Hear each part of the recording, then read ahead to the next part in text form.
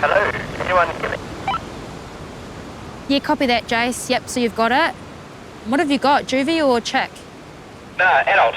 Not one I recognise, so it could just be a brand new adult, but I'll need the reader to find out. All right, well, we'll see you in a bit. Good spot.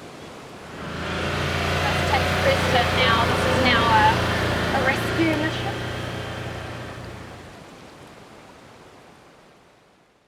I just love the thought of regenerating, renewing, rebirthing the whenua too. We may not be able to fix the problem by ourselves, but we can be the start of the solution when conservation's given an opportunity. With the environmental issues we're facing, you're never going to feel like you're doing enough. It's never too late to change the game. It's not about the doom and gloom, it's about taking care of Te Taiao. Now a new generation of kaitiaki take up the challenge of protecting and restoring our natural environment. Penguin Place specifically, we're very, very good at what we do, getting these yellow-eyed penguins fit and healthy and released again. So we do plan each day. We know what's happening when it's happening, and I don't think we've ever made that happen. There's always a bird coming in, usually sick, injured, or starving, and starving being the main one. We know it's a yellow-eyed penguin, so adult. Cool. Is it me or the bird that smells? Can you smell it? And what's that number? 61. Yep. So I think it's a brand new bird. Could be Pippi. What happened, little mate? Should we really look?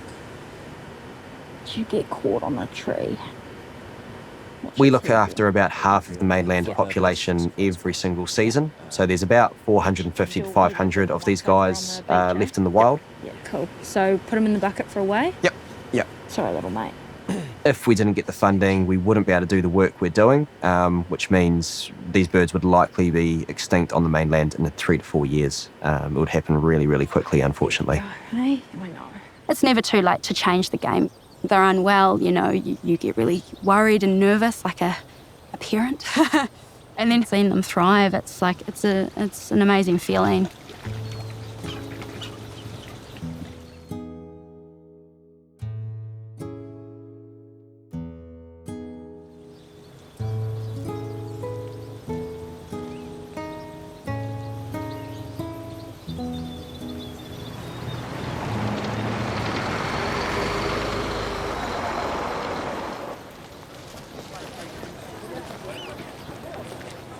So summer at Penguin Place is very, very busy. We have our ecotourism, and we were one of the first to do that. Some of the things that we focus on here at Penguin Place, these endangered yellow-eyed penguins. But in our rehab, we also have other species of penguins as well. So we have Fiordland crested and erect crested penguins that you guys are going to see today. Yeah, so unlike other colonies of penguins, these guys don't live on the rocky shores. They don't live in the snow. These guys actually enjoy the dense forests that New Zealand used to have. Tourists are key to our operation because they've funded us for the last 30 odd years.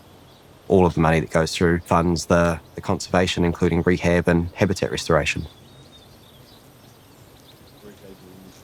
Oh, you got 2 birds? 3, yeah. Oh, cool. Juvenile, just picked up from Jack's Bay. Yeah, I heard about the juvie. bit of hair and makeup. This one's a juvenile yellow-eyed penguin. So this guy, bar a little bit of feather wear and tear, seems to be in really good nick. Just quite underweight, so that's the reason it's been pulled in. The biggest issue these guys are facing is their food source. About 80% of our birds coming in are underweight. So that's a really easy fix for us. We pump them full of fish, we get them nice and fat, but then we're releasing them into that exact same environment that's causing them to come into the first place. Now, whether that's our fisheries out there, whether that's sedimentation, global warming affecting these birds, it comes down to research.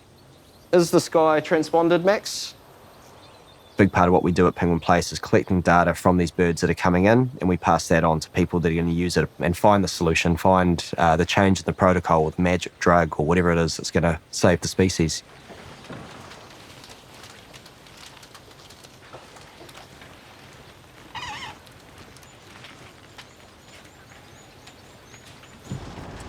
Two leaving base. Sorry, who's on the road? So Penguin Place here is about 1,000 acres of farmland.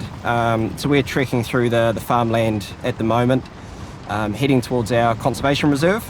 We've got about 150 acres of dedicated conservation reserve.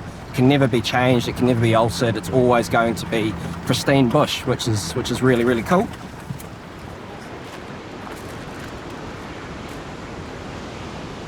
So the yellow-eyed penguins come in and out of the beach here. There are quite a few seals out there, juveniles playing in the water because it's a hot day. Yellow-eyed penguins are the world's most ancient penguin species. They are renowned as the world's dumbest penguin species. One is that they're solitary, they come home one at a time, and there's a lot of safety in numbers. The yellow-eyes haven't quite worked that one out yet. We're trying very hard to provide them a natural habitat that they can feel safe in, without predators, without human disturbance, just a safe haven for them.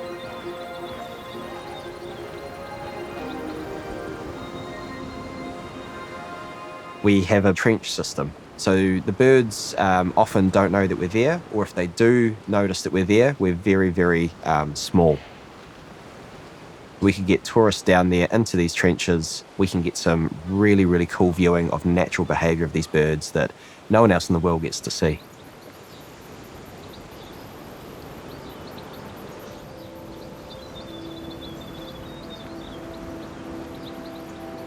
Two birds we have here are juvenile yellow-eyed penguins. So these two are actually going through their molt. They're getting their first coat of adult feathers. And so you might have seen they are just starting to get their first yellow band, and that means they're mature and they can go on to breed.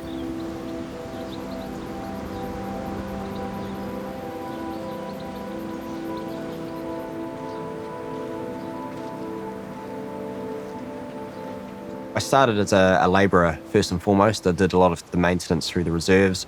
Once I found out that I really enjoyed it, I got as much training as I could. Megan, my partner, was my boss at the time, believe it or not. We met through uni. She was studying what she should have, which was animal science, zoology, etc., etc. And I was doing psychology. The last few years have been eventful, to say the least. We tend to work 10-hour days normally during the summer. We've also had a daughter 10 months ago. Taylor's very, very easy. Who's that? If I've got to run out at 9 o'clock at night to go save a penguin, she just jumps in the backpack and comes with me, and she'll just sleep as we go.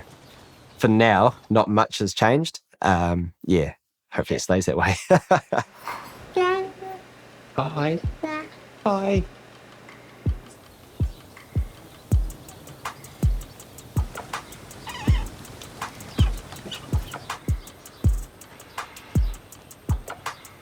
I suppose jobs for nature for us was a wee bit of a lifeline. When COVID hit, we were all in lockdown. The penguins had nowhere to go, and for the most part, they had no one to feed them or look after them. And so providing that funding helped us survive that COVID period. Having Maya on board, who's funded by Jobs for Nature, is really going to help. She looks after the rehabilitation centre and the monitoring program when I'm away, and she's super adaptable. She can make decisions on the fly. 7.1, so 5.9. Same as last week. You're probably going to get shots of my butt this one. It's his best side.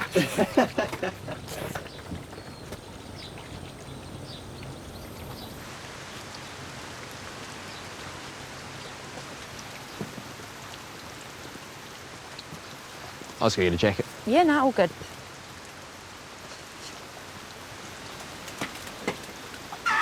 Yes, good morning.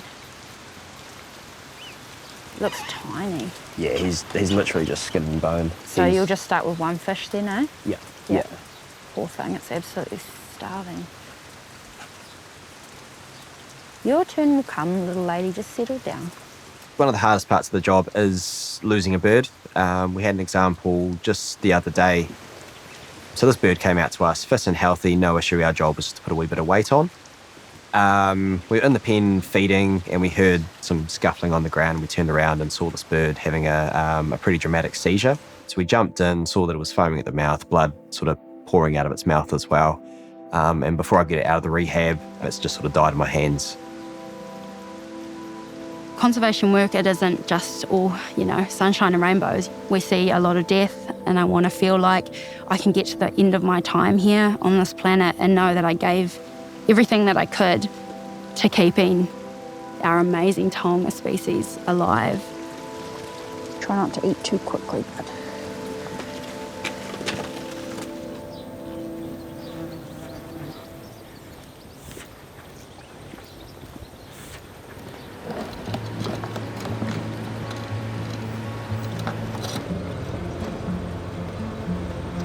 We've had a couple of really big breaks recently, and so we're actually getting a lot more of these chicks surviving, and that's really given us hope.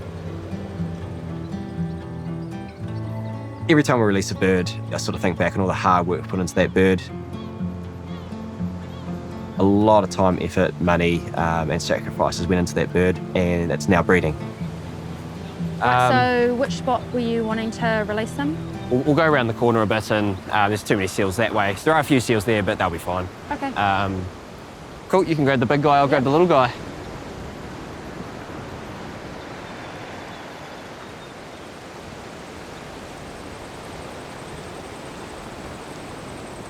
Cool, so we'll just open the cage, let them wander out, see what they want to do, and then we'll just slowly wander back and give them some space. Yeah, no problem. Too easy.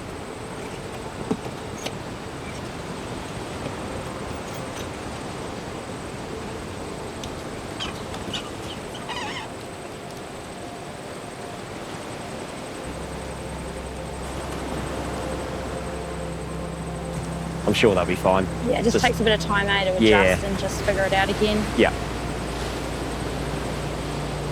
Yeah, my favourite part's always going to be working with the wildlife itself.